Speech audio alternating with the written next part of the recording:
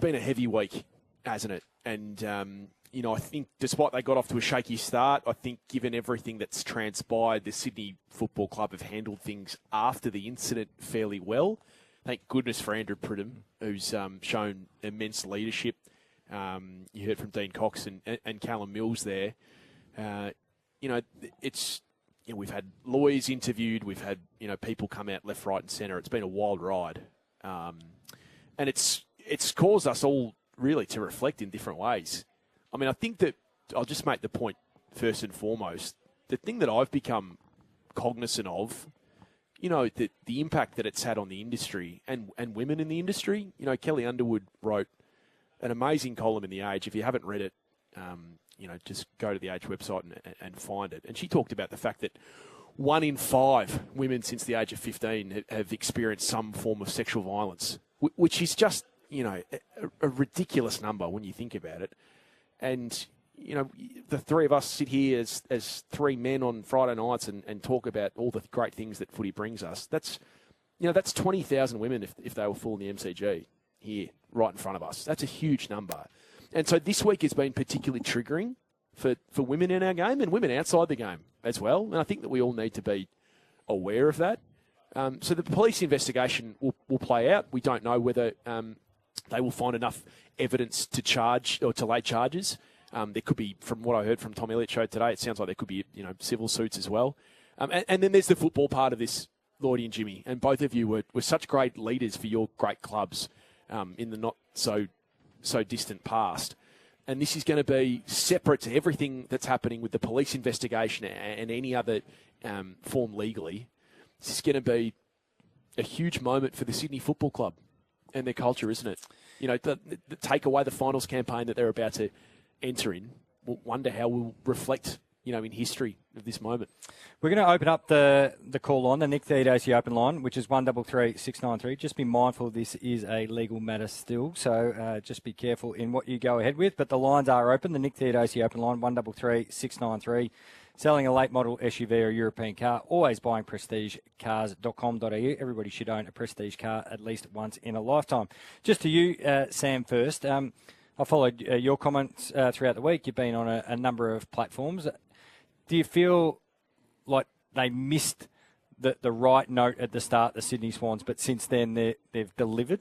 Oh, when I say from the start, I just thought the decision to wheel out Matthew Pavlich for 30 seconds and then not take questions was just bizarre. But since then, they've been pretty open and honest and candid with what they've been able to. There's also been, and you could sense the frustration from the Sydney statement today, there has been a lot of misinformation that's been emanating around this. So, if this story had broken 15 years ago, it looks very different then to what it looks now. We're all part of WhatsApp groups for different forms and footy clubs, cricket clubs, whatever they are. Things get thrown around. Social media like they're fact, and they're just not. So it's been from a journalistic point of view, Jim, it's been a really interesting week because I reckon it's shown the best part of our industry and also the worst. There have been some people that have just been commenting on it clearly to get traction on social media or getting on their soapboxes when they had no real understanding of what's taken place. But I digress. Reading people like Chris Vettel-Argo, who's an investigative reporter for The Age, it wouldn't be many people in the country that would know him if he walked past you. But his sourcing has been incredible. Same with Jake Noel, Caroline Wilson, Anthony Dowsley with the Herald Sun, who was able to get the victim to speak. So alleged victim, I should say. There's been really important moments in journalism. And mainstream media has been able to largely tell you what has and has not taken place. The problem, Jim and Lloydie, is that the thirst for information now and the desire to be first with information has never been at a more exponential rise. And so we reach this interesting crux, really, this juxtaposition of needing more information but wanting to be accurate. And this is one of those stories where we have to hold back and just know that there's a police investigation that's underway. And while we would all like to, none of us, apart from a small group of people who were there, know what really happened inside that room in the early hours of the Pullman Hotel on Monday morning. And we may not know for some time. No, that's a fantastic perspective, Sam, and of course a lifetime in footy and of course from a journalistic background. I want to go to you, Lloydie, who's been a captain of a football club. Just the perspective that you've had on this week being Oh, you've been at Callum Mills. You've been a leader of very senior players and a core group, and you're trying to deal with this on the run. Of course, no one trains you for those moments in front of a microphone as a football captain. But, I thought he did a pretty good job, pretty sound job there, Callum Mills. Bit of perspective from being a captain of a footy club. Yeah, well, I think the senior core players are the most important and most influential people in a football club, more than anyone, for the standards that are set, and what you look up to when you first walk in is what are the core senior players, how they carry themselves, how they act, and that can filter down in a positive or a negative way to you as a young footballer coming into the industry. And with Sydney, I've heard culture, and we've got a lot to rebuild with our culture. But I'd love to know, and I didn't hear this question asked, how did your culture get to this point? Yeah, it's a great point. Why was it at a point? So how long has this been going on? Is this something that you do 3 to 4 times a year, a couple of times a year? Have you been doing it for years? It's only that you've been caught.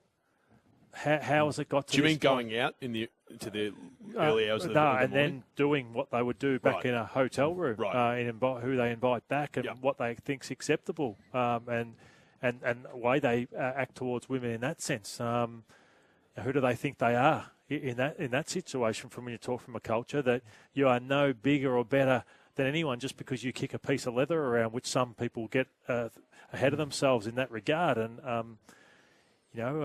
and so that's what I often think about, how important it was for me to set the tone. And when people first walk through the football club, the way they speak to the person who hands out the gear, the boot starter, who works at reception, everyone, reception, and how they speak out on the field, all those sorts of things. So it's really important, and that's where I put back on those people at Sydney who, from the outside, we thought, what a great culture. But this, I'd be shocked if that was the first time it's happened. No, great point there. And as they say, culture, you shouldn't have to walk in it and then explain it. After a week of being in a sporting club or a business or a corporation, you should be able to get the sense of what is the culture in this footy club. The Nick Theodosi open line is open 133 693. Peter's up first. Good evening, Peter. Yeah, guys, good evening. Just going off on what's happened with that team, and if the coaches and the minders had no idea, these guys have broken the cardinal rule of the team, and with all the experience, what they've been taught in the past with AFL classes on so-and-so, they have to be sacked. For you to build your culture, you can't have these people back in. They're not 15-year-olds, they're adult men, so they know what they've been done from right from wrong. If you can't give these people another chance going forward, if it is guilty or not guilty or so-and-so. They're breaking the cardinal rule of the ethics-wise for the other sex. I'm not going to say it, but yeah. What do you reckon?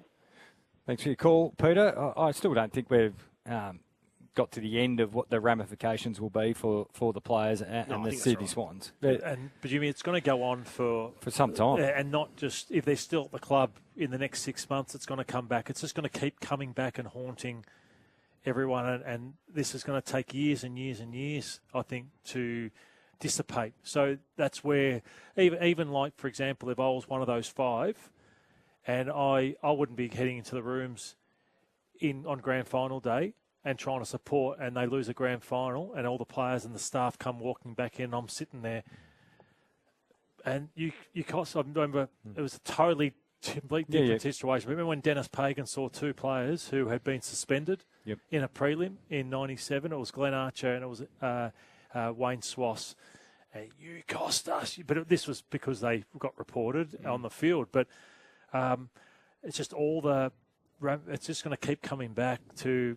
It's damaged everyone. It just damages everyone. So it's not just the individuals involved, but it damages everyone's reputation within the footy club. Mark's been waiting patiently. Good evening, Mark. Yeah, g'day, guys. Look, I'm not a footy fan at all. I don't watch. I'm just interested in the topic. But just a genuine question. Do they have, chaperones to look after these guys when they're out on the squirt, just to kind of keep them in check? Hey, Mark, when we'd go on a football trip, we would have a club administrator, we would have the club doctor, maybe 3 people who would be with us on football trips, and the amount of times they would step in and say, hey, had one too many drinks. Or, Really? Yeah, like, let's go. You're coming home with me. Really? Yeah. Did that happen with you, Jim, as well? The Cats? No, well, we only really had one sort of official footy trip. They started to phase out, where guys would start to head away in groups where there'd be 4 or 5 of you and stuff like that. But in terms of out in Melbourne, also if you went into state and you decide after a game to go out for an hour or two, Mark, no, we wouldn't have an official with us. Hope that helps, Mark. Simon's up next. Good evening, Simon. Evening, boys. First of all, Sam, I want to apologise for you. About 2 weeks ago, I almoted you. I forgot your name. Oh, mate. So I apologise for that. Thank you, Simon. Anyway. I've been losing sleep over that. Sure you have. The people I feel sorry for out of this situation, boys, is the blokes like Bobby Skilton. I met Chimpy about 20 years ago, absolute gentleman. They talk about the Bloods culture, and if you look up culture in the encyclopedia, it's a shared set of values, beliefs, customs, behaviours, and everyday practices that characterise a group of people.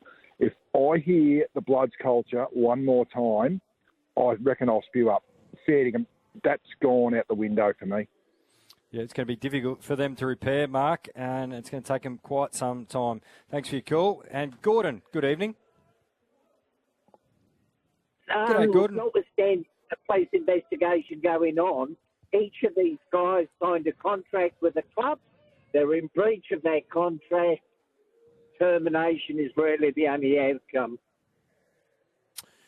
Thanks, Gordon. Yeah, I'm not sure. I mean, they'd have a hard time terminating the contracts based on this alone. Having said that, Jay Clark with the Herald Sun has just written a really interesting article saying that up to 8 Melbourne clubs have now inquired about Nick Blakey. Already? Which is extraordinary how fast that would move. Yeah, anyway, lots of questions, around that as to, whether that would be a good decision for Nick, whether it would be a good decision for the club that's going for him, how quickly you can forget about these sort of things, Lordo, because, obviously separate to all of everything that's happening, his ability on the field has been extraordinary. And the AFL's decision earlier in the week, Jim, to say that these guys aren't eligible for All-Australians. That's never happened before, has it? Certainly not in my memory. An award. Yeah, particularly with one home and away game to go. Yeah. Mark, you're up next. Good evening, Mark. Yeah, g'day, guys.